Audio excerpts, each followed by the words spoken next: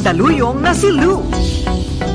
Ang amazing alohang ng Hawaii na si Andre. Ang iskulit bay ng Bohol na si Yam Yam. At ang Konichi Wonder Vlogger ng Japan na si Fumiya. Akalain nyo, sa loob ng 3 buwan sa bahay ni Kuya, sila ang natirang matitibay at naging magkakaibigan. Mas kilala ngayon bilang Team Life. Super surreal talaga. Hindi ko akalain na magiging part ako ng Big Four. Getting into TVB in the first place, sobrang saya. Sobra po talagang saya ko. First time in my life, sentence po talaga na makita ko yung mukha ko sa mga t-shirt nila, ganun. Like a dream. I'm just vlogger and then I just try to Filipino culture. Now my situation is very changed. No boyfriend since birth ang modelo na si Lou. Pinay na pinay sa kanyang kulay at mahabang buhok. Kasi talagang malaki yung standard na inano ng father ko. Naging picky siguro ako. Hinahanap ko yung talagang nakikita ko yung dad ko.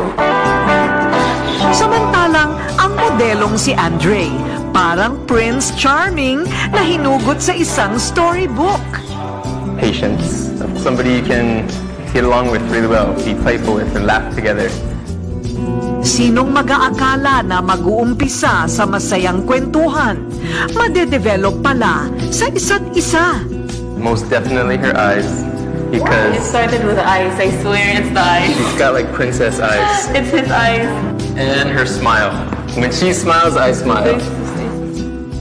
Hanggang umabot na sa kanilang controversial first kiss na talaga namang pinag-usapan.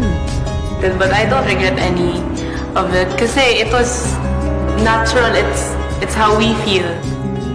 Pero sa totoo lang, hindi ito ang ini-imagine nila na sanang first kiss kung sakali man. The way I imagined our first kiss would be like on the date on the outside, taking her to watch the stars and talking about life. Ngayon, officially in a relationship na ang Lou Dre. At hindi mapaghiwalay ang dalawa sa upuan. Magka-holding hands. Pati lang gam, mahihiya sa sweetness. Lalo na kung marinig ninyo ang kanilang tawagan. She's my nugget. My boo-boo. Nugget. Nugget. I don't know why. Oh, because the burnt she says, chicken nugget. She says that she's a burnt chicken nugget. She Call it Smurf. Or boo-boo. I love you. I found myself and I found you. Isang kiss naman dyan.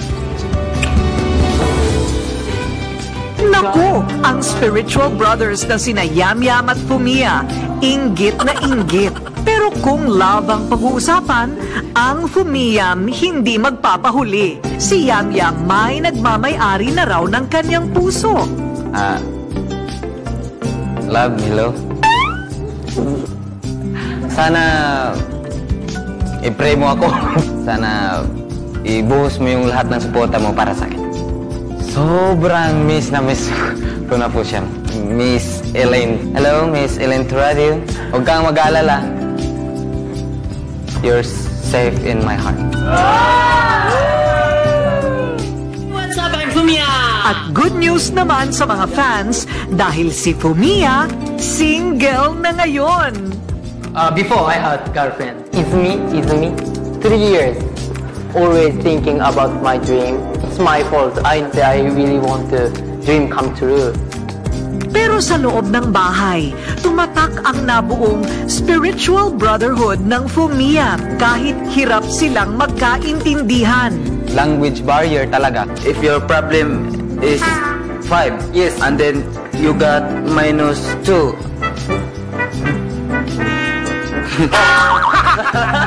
You understand? No. Ang nagustuhan ko talaga sa kanya yung pagiging jolly niyang tao, yung patawa. Why you like me? Yeah. It's okay. Yeah, because I don't know. We're very different, super different life. in a super different situation, super different culture. Pero I don't know why we can understand each other. Ilan lang ang team life sa libo-libo na nag-audition sa season na ito.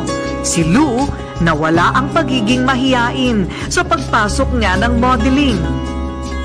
Hindi po nangyari to. I was already planning kasi mag-graduate na sana ako this month. Gusto ko mag-study ng interior design or something about arts. Si Andre, nahilig naman sa fitness at pangarap na maging cabin crew. My course in college sa Hawaii is kinesiology. The reason I took up Japanese is kasi gusto kong maging cabin crew.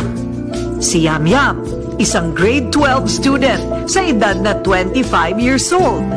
Elementary ng grade 5. Marami kaming magkakapatid. Pumunta muna ako ng city para magtrabaho. Delivery ng tubig, furniture, liha. Tapos construction worker, tinapay, nagde-deliver. Almost 6 years akong nagtrabaho. Kung ma-educate mo yung sarili mo, hindi ka tinatapakan ng yung dignidad mo. Nag-trending nga ang kopya ng kanyang matataas na grades at pangarap niyang maging isang teacher. Nung bumalik ako sa pag-aaral, 18 years old ako, elementary. Napamahal ako sa mga bata. Si Fumiya, kinareer ang pagiging vlogger mula Japan 前回ね、半年前ぐらいにバスケでしょ。 hanggang Pilipinas. I love calculator! Una siyang napanood sa TV dito sa Rated K dahil sa kanyang cover ng isang sikat na kanta. Talagang inaral daw niya na makapagtagalog. I love Philippines. That's why I started. Pero kung di raw siya naging vlogger, isa siyang basketball player at businessman. Grade 2 until high school student, basketball player. Because I like, imagine I want to become owner of business.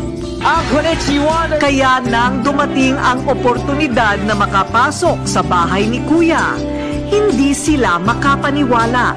Heto na ang pagkakataon at sabi nga, YOLO! You only live once! Nalagpasan ng mga pinakamahihirap na challenges sa loob. Muntikan ng sumuko, pero tuloy ang laban.